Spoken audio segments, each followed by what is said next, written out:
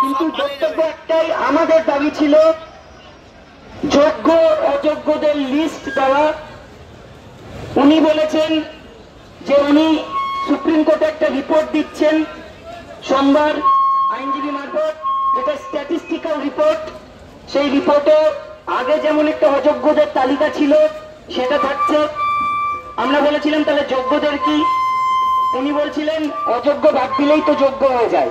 আমরা সেটা মানিনি, যোগ্যদের আলাদা করে লিস্ট দিতে হবে। আমরা তখন বলেছিলাম আপনি তাহলে কি দিতে প্রস্তুত, যাতে এটা দেখাবে যে এই ক্যান্ডিডেট গুলো যারা ওখানে নেই তাদের বিরুদ্ধে কোনো অভিযোগ নেই, তারা এতদিন সসম্মানে চাকরি করেছেন, প্রত্যেকটা লিগাল প্রসেস মেনটেন করে এসে ওনারা চাকরি পেয়েছেন, এরকম একটা লিস্ট দিন। উনি বলেছেন ঠিক আছে, একটা স্ট্যাটিস্টিক্যাল রিপোর্ট এটাও দিয়ে দেব যে যেখানে সংখ্যাটা লেখা থাকবে ওটা বাদে যাদের ওপরে এটা লেখা থাকবে এরা রিমেইনিং ক্যান্ডিডেট, যাদের বিরুদ্ধে কোনো অ্যালিগেশন নেই এখনো অব্দি, এবং যারা প্রত্যেকটা লিগাল প্রসেসের মধ্যে দিয়ে গিয়ে চাকরিটা পেয়েছেন, উনি এটা বলেছেন করে দেবেন, স্ট্যাটিস্টিক্যাল রিপোর্ট দিয়ে দেবেন। দ্বিতীয়, আমরা বারবার ওনাকে বলেছিলাম আপনি কার হয়ে লড়বেন, 25,000 না 19,000? উনি বলেছেন আমি অবশ্যই 19,000-এর জন্য লড়ব। কথাটা এখানে, উনি ওখানে আমাদের সামনে বললেন, প্রেস মিটে কি বলছেন মিলিয়ে দেখবেন, যদি মেলে ভালো। তারপরে আপনারা বলবো আশ্বস্ত হওয়ার কিছু নেই, তবে আমরা একটু হলেও মনে শান্তি পাবো যে প্রেস মিটে উনি এটা বলে যাচ্ছেন মানে সুপ্রিম কোর্টেও ওটা ইনি করবেন।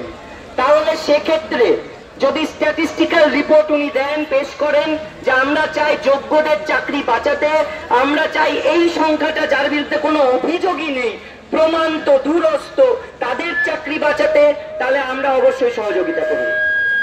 আমাদের স্ট্যান্ড পয়েন্ট আরো থাকবে, যদি দেখি শুনানি চলাকালীন কোন ক্ষেত্রে আমাদের মনে হয়েছে এই কথার সাথে ওখানকার আইনজীবীর কথার কোনো মিল নেই বা মিল আমরা পাচ্ছি না, তাহলে কিন্তু আবার বড়ভাবে আমাদের এখানে আসতে হবে।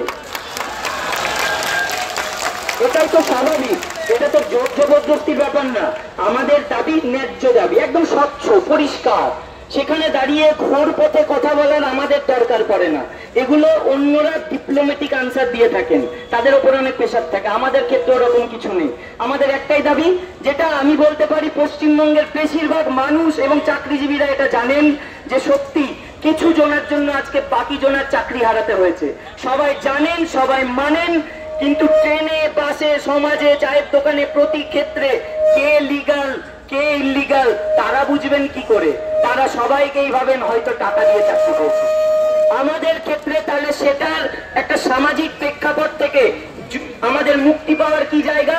যারা যোগ্য তাদের নামের লিস্ট প্রকাশ করে দিন, তাহলে লোকে বুঝবে যে এরা যোগ্য, এদের বিরুদ্ধে কোনো অভিযোগ নেই, তাহলে এরা সমাজে এখনো মাথা উঁচু করে দাঁড়াতে পারবে। সেটা উনি বলেছেন যে স্ট্যাটিস্টিক্যাল রিপোর্টটা আমি আপাতত দিচ্ছি, দেব, এবং তারপরে যেভাবে সুপ্রিম কোর্ট বলবে আপনি বাছুন, আপনি আলাদা করুন, লিস্ট করুন, আমরা সব কটা করতে প্রস্তুত। উনি এটুকু বলেছেন যারা যোগ্য তাদের চাকরি বাঁচানোর জন্য আমরা চেষ্টা করবই। সেটা কোন ওয়েতে সেটা ওনারা ঠিক করবেন। আমাদের এসএলপি দাখিল হয়েছে, আমরা কিভাবে লড়াই করব সেটা আমরা বুঝে নেব, তারা কিভাবে লড়াই করবেন সেটা তারা বুঝে নেবেন। কিন্তু মাথায় রাখতে হবে, এই যে চাকরি হারা অবস্থায় আজকে এখানে আসতে হয়েছে লোকের সামনে, তারা তো হচ্ছে বলে যে আমার চাকরি আজকে নেই, এ বলতেই কেমন লাগছে। মিডিয়াও দেখছে, লোকের সামনে সবাই দেখছে যে যারা এতদিন শিক্ষকতা করতো, আমাদের ছাত্রছাত্রীরা, তারা আমাদেরকে টিভিতে দেখলে কি ভাববে? আমাদের মনে এগুলো অত্যন্ত আশঙ্কাজনক অবস্থা, যে তারা কি ভাববে স্যারের আজকে চাকরি চলে গেল, তাহলে স্যার কি সত্যি ওই টাকা দিয়ে বা ওই ওয়েমার না ফিল আপ করে চাকরি পেয়েছেন?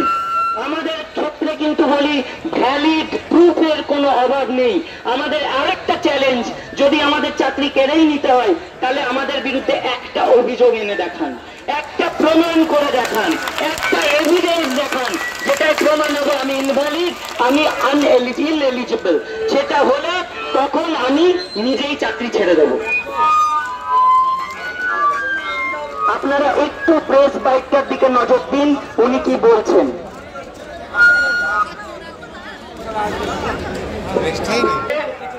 আমাদের প্রায় 2 ঘন্টা যাবত আলোচনা হয়েছে, তার মধ্য দিয়ে যোগ্য অযোগ্য তালিকা প্রস্তুত করা ছাড়াও আমরা আরো কয়েকটি বিষয় আলোচনায় এনেছিলাম।